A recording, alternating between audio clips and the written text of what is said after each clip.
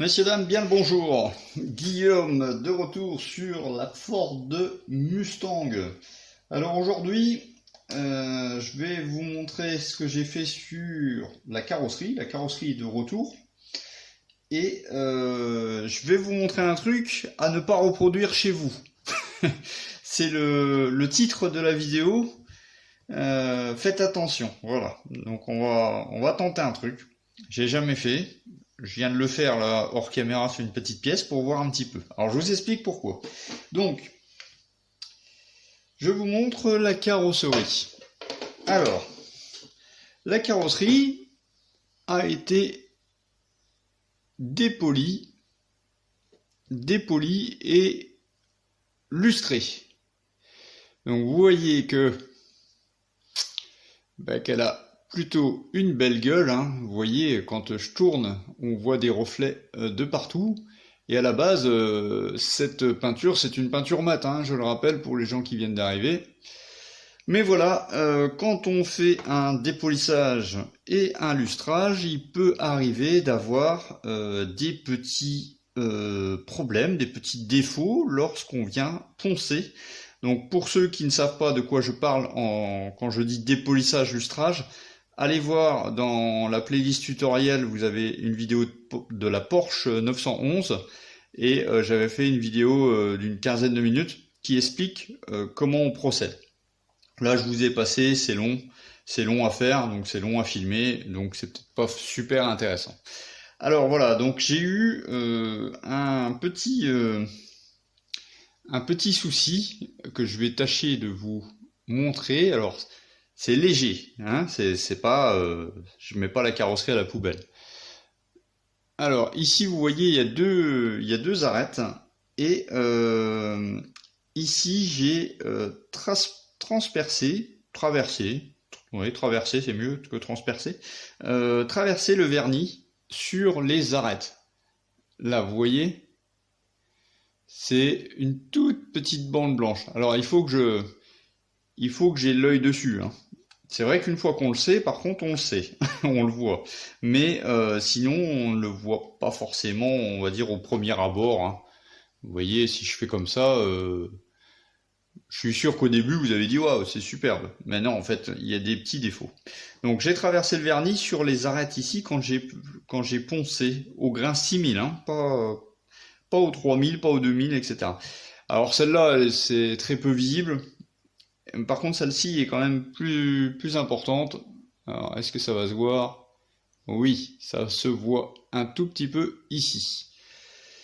Et également ici, au niveau de la poignée de porte. Donc c'est petit, hein. Là, c'est franchement petit, c'est du détail, mais bon, ça se voit. Enfin, moi, je trouve que ça se voit.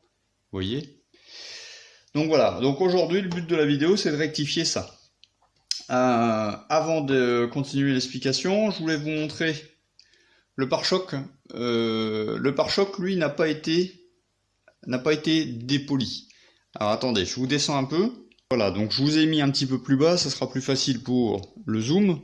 Donc, pour les gens qui ne font pas le dépolissage lustrage et qui ont peur ou qui se disent oui, finalement, ça sert pas à grand chose, regardez l'état de ma peinture vernis avant le dépolissage lustrage.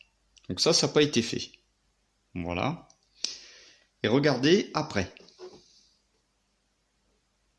Alors attendez, je vais me mettre comme ça pour que vous voyez.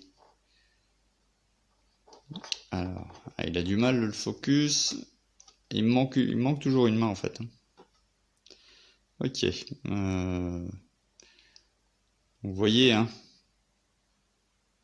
Et là, je suis en zoom x2. Alors, attendez, je me remets en zoom normal. Ok. Voilà. Donc, pour les gens qui ont encore un doute à savoir est-ce qu'il faut le faire ou pas, regardez l'état de mon pare-choc et regardez l'état de la carrosserie. Ça n'a rien à voir. Voilà. Donc, aujourd'hui, on va dépolir, lustrer le pare-choc. Et le pare-choc, j'avais aussi une petite baigne, et donc je viens de tester. Et puis, écoutez, ma foi, ça a l'air de marcher. Alors, Comment on va procéder? Donc il y a deux façons de faire. Non, il y a trois façons de faire. La première façon de faire, c'est de dire oh, c'est minime et puis oh, c'est pas grave. De toute façon, c'est dans la vitrine et puis basta, on laisse comme ça. Bon, ça c'est la méthode que j'ai pensée au départ, au démarrage. Mais bon, je suis pas comme ça. Donc la deuxième méthode, c'est de reprendre sa peinture, de pulvériser aux endroits où il y a le petit défaut, et puis revernir, étant donné que comme c'est une peinture mate, forcément, si on pulvérise à l'aérographe, il va falloir revernir par au-dessus, réattendre une bonne semaine pour redépolir et relustrer. Donc là, par exemple, je ne pourrais pas faire juste ici. Hein. Si je pulvérise, ça va pulvériser pratiquement sur l'ensemble du toit, quoi. Donc il faudra refaire toute la surface du toit. Là également, ça va être plutôt ici, quoi. Donc c'est assez dangereux. Pourquoi? Parce qu'il y a des décales là qui sont ici. Sur le toit, c'est pas de problème. Ici, ça pose un petit peu plus problème, étant donné qu'il y a du décal de partout, ici aussi. Donc il va falloir masquer avec soit de la bande cache, ou si on a peur, des feuilles de papier, comme j'ai déjà montré. Le problème, c'est que, bon, là, ok, on peut faire une feuille de papier, clac, clac, ça va suivre parfaitement. Mais sur le lettrage, on peut pas faire comme ça. Si on met une bande cache ici, juste là, on vient peindre là, eh ben, il va y avoir une différence de peinture entre la partie supérieure et la partie inférieure. C'est-à-dire qu'on va voir apparaître un rectangle où c'est qu'on a masqué. Et c'est là que ça pose vraiment problème. C'est parce que essayer de rectifier une toute petite erreur ici peut nous faire obtenir un gros défaut. Un défaut qui sera plus visible que là, les petites traces que j'ai ici. Donc ça, c'est la deuxième solution, c'est-à-dire on peint l'aérographe, on revernit, on dépolie, on repolie, et on prie de seigneur pour pas qu'il y ait de différence de peinture entre les zones qui ont été masquées et les zones qui n'ont pas été masquées avec les décales. Et donc, moi, je vais prendre une tangente. Donc, ce n'est pas à reproduire chez vous. Enfin, du moins, vous pouvez reproduire, mais vous êtes prévenu que c'est dangereux. Voilà. Donc, j'ai testé sur le pare-choc. Et on va voir un peu ce que ça donne sur la carrosserie. Donc, le pare-choc, j'avais traversé ici. Donc, c'est pas encore parfait, mais j'ai testé ma technique. On y voit quasiment que du feu. Alors, je vais pas vous faire patienter 3000 ans. La technique, c'est quoi? C'est un brossage à sec. Donc, jusque-là, tout le monde connaît.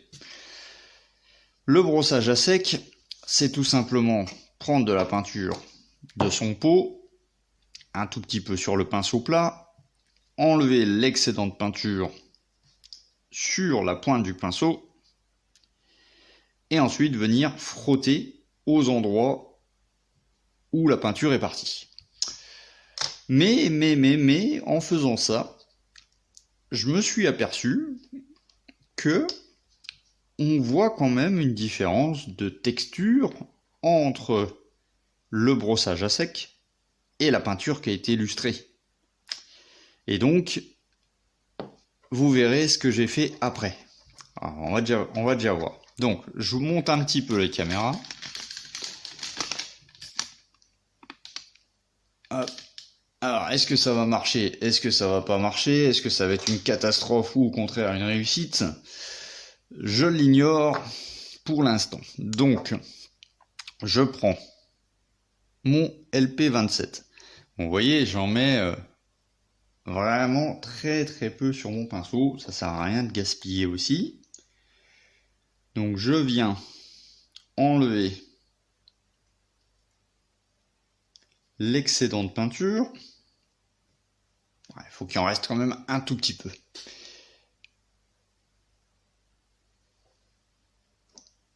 Et donc je vais commencer par la chose, entre guillemets, la plus facile. Alors, j'essaye de trouver un... Voilà. Allez, donc, je vais essayer de rectifier ceci. Donc, j'en ai enlevé beaucoup.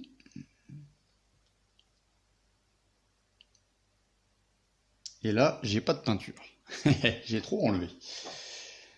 Vous voyez, ce n'est pas un tutoriel.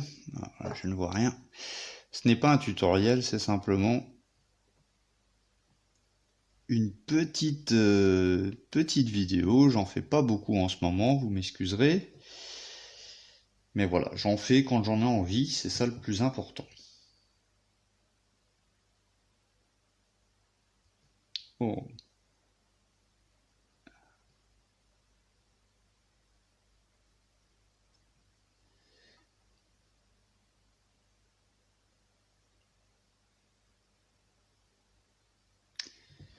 Voilà, donc j'ai rectifié.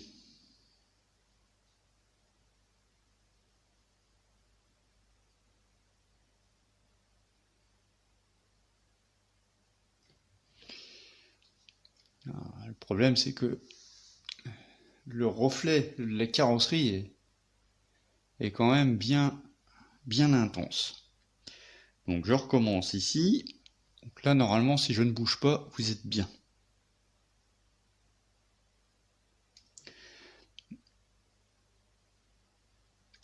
Alors la suite est un petit peu plus, comment dire, délicat.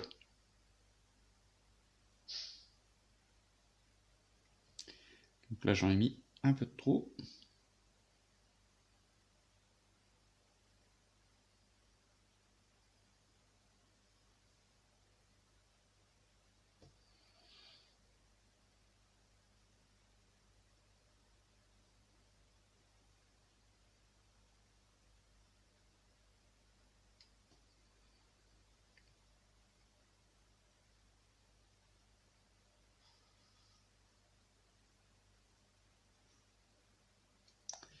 Ok, alors, donc vous pouvez voir que là, on a masqué le blanc, hein, forcément. On a masqué la zone que j'ai traversée. Par contre,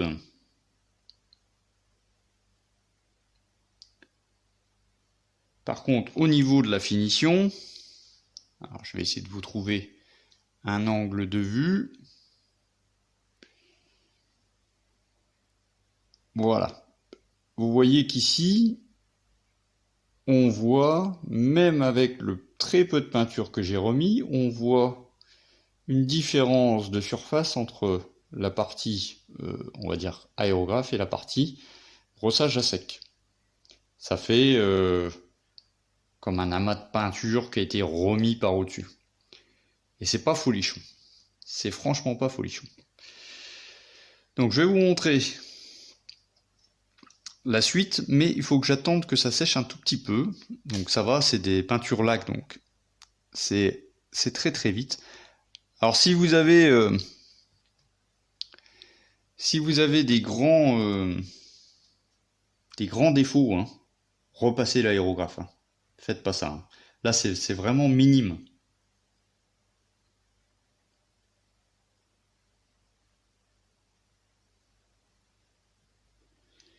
Alors là je suis en train de refaire une toute petite arête. Hein,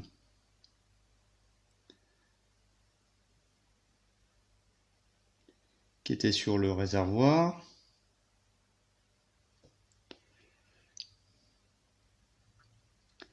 Et là, je vous avoue que je l'emmène pas large.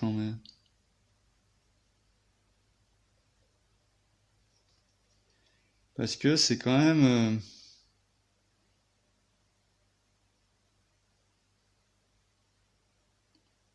c'est quand même délicat.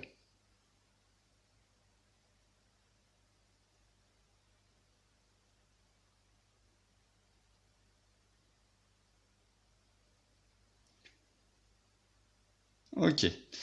Donc la suite c'est quoi? Voilà.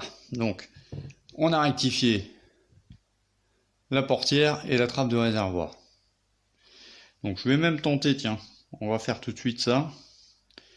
La grosse, pour moi c'est la plus grosse, hein, c'est celle-là qui est à corriger en priorité. Les autres encore, je l'aurais pas fait, c'était pas très grave. Mais celle-là, elle est difficile à corriger. Donc je mets vraiment très peu de peinture. Et le problème c'est quand on n'en met pas assez, ça sèche relativement vite.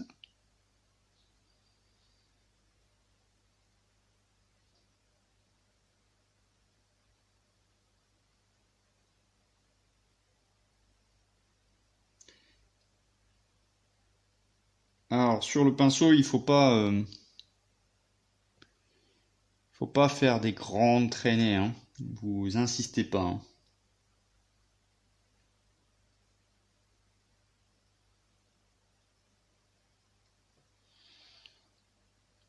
On va voir si ça marche, hein. On va voir si ça marche.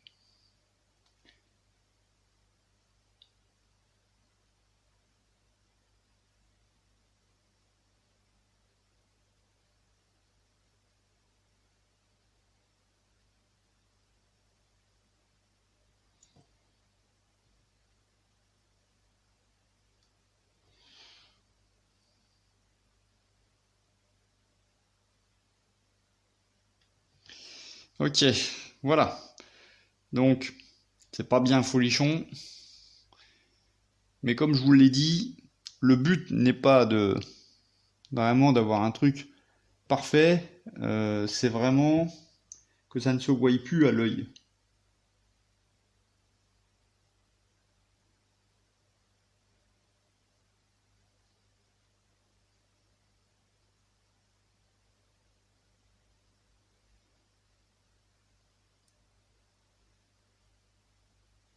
Alors ce que je veux dire, c'est que ça ne se voie plus, on va dire, du premier coup d'œil. C'est-à-dire que si je vous montre la voiture, je vous fais, bah voilà, la voiture elle est comme ça, clac, vous allez dire, elle est nickel. Après, si on regarde de plus près, ça va se voir. Mais ça sera vraiment pour, entre guillemets, les connaisseurs. Pour la personne qui regarde simplement comme ça, je pense que ça sera bon. Alors, la suite. Et c'est là que ça devient tendu.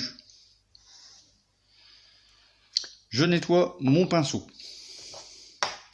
Là, pour l'instant, c'est pas tendu du tout. Mais vous allez voir que ce que je vous prépare, c'est quand même un truc de fou. Même moi, je me suis dit, tu vas pas faire ça. T'es quand même complètement taré. Bah si, en fait, je vais le faire. Je vais le faire. Parce que je me suis dit que des fois, on peut essayer de rattraper les choses comme ça. On peut. On peut essayer. On peut essayer. Après, est-ce que la finition va faire que vous allez dire oh, c'est super comme idée, je sais quoi faire la prochaine fois que j'ai une boulette? Mais peut-être pas. Peut-être vous allez dire bah ça, j'essaierai jamais. Alors, je reprends un morceau de PQ. Voilà. Ça, ce que j'ai dans mon bocal, c'est du lacquer thinner générique. Donc, c'est-à-dire que c'est un diluant celluloscopique acheté dans un magasin de bricolage qui me permet habituellement de nettoyer mon aérographe. Ça évite de dépenser une tonne d'argent dans du airbrush cleaner. Ok. Alors ce que je vais faire avec ce lacquer thinner, c'est que je vais identifier les zones que j'ai repris et qui n'étaient pas très belles. Donc c'est-à-dire que j'ai fait mon arête qui a été remis en peinture, mais j'en ai mis un petit peu, j'ai mis un petit peu plus de peinture sur des zones qui n'avaient pas besoin d'être repeintes. Vous me suivez ou pas? Donc c'est-à-dire que, comme je vous ai dit tout à l'heure, j'ai une surépaisseur de peinture. Donc je vais tâcher de me mettre comme il faut. Donc ce que je fais, c'est que je prends mon lacquer thinner, je viens en mettre sur mon pinceau, et là encore, j'enlève beaucoup de produits sur mon pinceau. J'en enlève pratiquement la totalité, il en reste un tout petit peu, mais quand je passe le doigt, je sens que le pinceau est encore un peu mouillé. Et je vais, ah là je crois que j'ai trouvé la bonne solution, et je vais enlever très légèrement ma surépaisseur de peinture. Donc là il faut y aller mollo, hein. Pourquoi il faut y aller mollo? Parce que mon vernis est un vernis lac, ma peinture est une peinture lac, mon primeur c'est un primeur lac, et ça c'est du lacquer thinner, donc c'est à dire que si je prends un coton-tige et que je frotte, j'enlève tout, hein. Je retrouve ma grappe. Alors je vous demande un petit instant, je vais m'équiper de lunettes loupe, parce que là, il faut pas déconner. Alors, soit on prend le lacquer thinner, comme je vous l'ai dit, ou on peut faire aussi avec le diluant de la marque. Et là, je vais prendre le diluant de la marque. Parce qu'il ne faut pas déconner, il ne faut pas d'erreur. Et donc, on va faire ça tout très légèrement. Là. Le problème, c'est que tout à l'heure, j'étais dans mon coin tout seul. Mais là, il faut que je filme en même temps. Allez, c'est parti.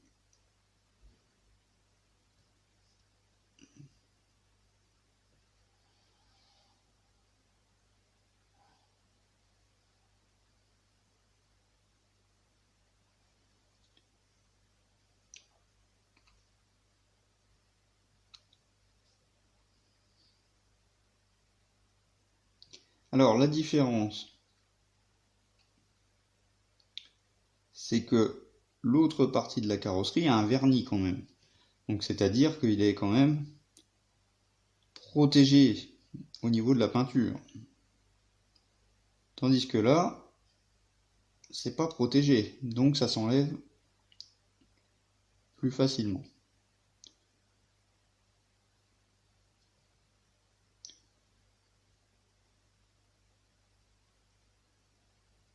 Alors, on est d'accord que je vais pas réussir à obtenir le reflet, la texture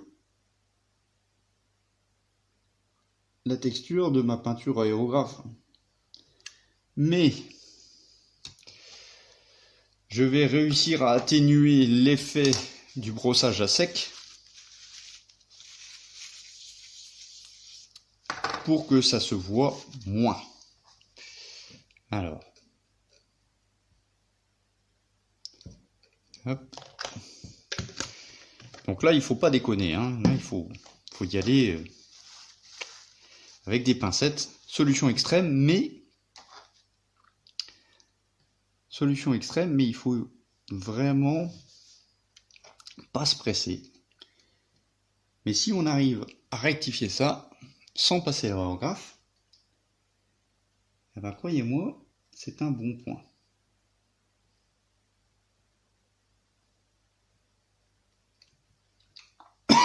Wow. Ça pue la mort.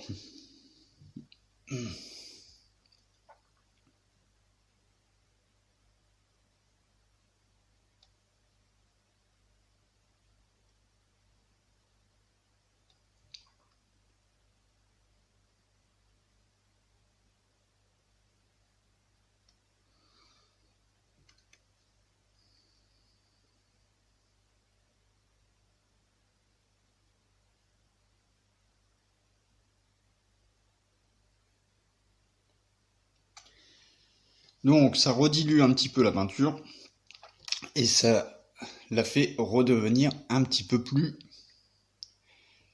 entre guillemets, aussi lisse que l'autre partie. Alors veuillez m'excuser, j'ai coupé la séquence. Je me suis aperçu que ça faisait déjà longtemps et il fallait que j'avance d'un petit peu plus près. Alors, notre méthode, enfin la méthode que j'ai trouvée, est-ce qu'elle est bonne? Est-ce qu'elle est pas bonne? Oui, elle est bonne, mais il faut faire très attention, c'est ce que je disais tout à l'heure. Dans un premier temps, vous avez pu voir que j'ai pris un peu de peinture que j'ai mis sur un pinceau plat et je suis venu l'essuyer sur mon tissu et ensuite je suis venu l'appliquer aux arêtes sur lesquelles j'avais traversé. Bien entendu, même si c'était très léger, ça fait une surépaisseur au niveau de l'arête et ça fait une surépaisseur à côté parce que on n'est pas aussi précis qu'un robot ou qu'une machine, donc on ne va pas exactement sur l'arête, on va un petit peu au-dessus, un petit peu en dessous. Deuxième étape, on prend du thinner. Alors, on peut prendre du leveling thinner, on peut prendre du thinner de supermarché du moment que ça abîme pas la peinture. On vient tremper son pinceau dans le thinner. On vient surtout bien l'essuyer sur un sopalin pour enlever vraiment le surplus. Et ensuite, on vient lisser plus ou moins le bourrelet qu'on a créé avec notre brossage à sec. Alors j'essaie de parler en français et de pas dire des mots anglais. On n'insiste pas, on ne fait pas comme ça, parce que sinon vous traversez toutes les couches de peinture. Vous attendez 2-3 minutes et l'étape que j'ai fait hors caméra, parce que vous n'aurez rien vu de toute manière, c'est qu'une fois que votre lissage au thinner est terminé et que vous avez laissé reposer 2-3 minutes, il ne faut pas le faire de suite, vous laissez reposer 2-3 minutes, vous venez tout simplement lustrer avec un chiffon sec bien doux et ça va retirer les derniers petits surépaisseurs. Voilà, on n'insiste pas trop non plus parce que sinon vous risquez d'enlever la peinture. Là je suis sur une peinture laque donc elle est quand même assez costaud. Et donc voilà le résultat. Donc vous voyez qu'on a encore quelques petits bourrelets. Donc à la caméra ça représente, on va dire, vraiment un gros défaut. En réel c'est quand même un peu moindre. Mais surtout, il n'y a plus du tout de blanc. Vous voyez ? Oui, la peinture n'est pas parfaite si on a l'œil dessus. Mais si je vous mets la voiture comme ça, là, je vous dis, ben voilà, ça c'est votre voiture. Vous voyez, je fais comme ça. Vous voyez quelque chose? Non, hein? Si je vous zoome l'état de surface, là je suis en zoom x2. Vous voyez, ça se voit un petit peu. Mais c'est pas mauvais et c'est pas non plus nickel. Il faut accepter entre guillemets l'erreur. Sinon, si vous n'acceptez pas, ah bah, vous faites l'aérographe, vous faites le vernis, vous redépolissez, vous relustrez. Mais en attendant, cette technique, ça peut vous sauver la mise. Voilà pour moi, pour ce que j'avais à vous montrer aujourd'hui. J'espère que si un jour ça vous arrive, que vous essayerez, parce que ça peut sauver beaucoup d'heures de travail. Voilà, je vous dis un grand merci d'être passé par là. Je vous dis à bientôt. N'oubliez pas les pouces en l'air et l'abonnement si ce n'est déjà fait. Je vous dis à bientôt pour la suite de cette Ford Mustang.